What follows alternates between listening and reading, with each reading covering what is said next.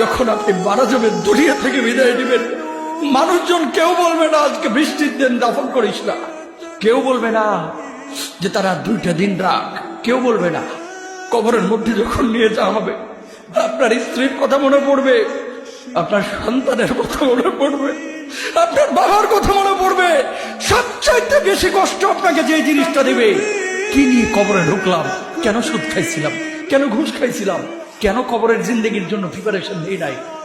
দুনিয়ার জিন্দেগিতে একটা মামলায় ফেসে গেলে সুপ্রিম কোর্টে যাওয়া যায়, উচ্চ আদালতে যাওয়া যায়। আখিরাতের জিন্দেগিতে কোনো মামলায় ফেসে গেলে পালাবার কোনো আর পথ নাই। চলে যেতে হবে। দালান ঘর, বাড়ি ঘর, টাকা পয়সার জন্য পাগল হয়ে থাকে আমরা, কিন্তু এটা আমার আসল ঘর নয়। যেই গোসলখানাটারে আমি এত সুন্দর করে টাইলস করে ইটালিয়ান ফিটিংস দিয়ে বানালাম, আমার জীবনের শেষ গোসলটা কি ওই গোসলখানায় হবে? কথা বলেন, যেখানে লাশ ধোয়ায় ওইখানে আমার গোসল হবে। এগুলো আমরা ভাবতে চাই না। কবরের জীবনটা আসল জীবন। কবর জগতে কোনো রং নাই, কবর জগতে কোনো স্বাদ নাই, কবর জগতে কিচ্ছু নাই, মাটি আর মাটি। হ্যাঁ, যদি আপনি মালিককে খুশি করে যেতে পারেন, অন্ধকারটাও আলোকিত হয়ে যাবে। কষ্ট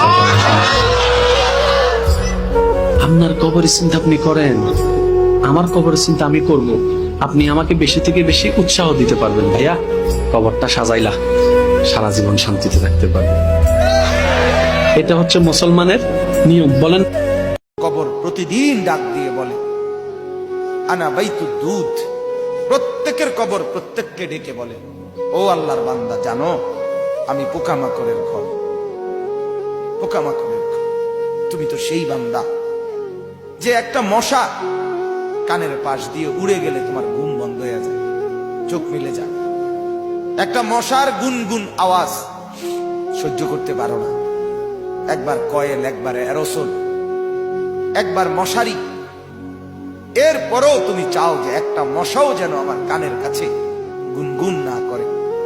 তো 5 ঘন্টার ঘুমের জন্য, 6 ঘন্টার ঘুমের জন্য বান্দা এই যত্ন নিলা, অনন্তকাল কিংবা বছরের পর বছর কবরের যে ঘুম দিবা, পড়ে থাকবা সেই ঘরে, পোকা মাকড়ের ঘর, সেই ঘরে তুমি ঘুমাইবা কেমনে, থাকবা?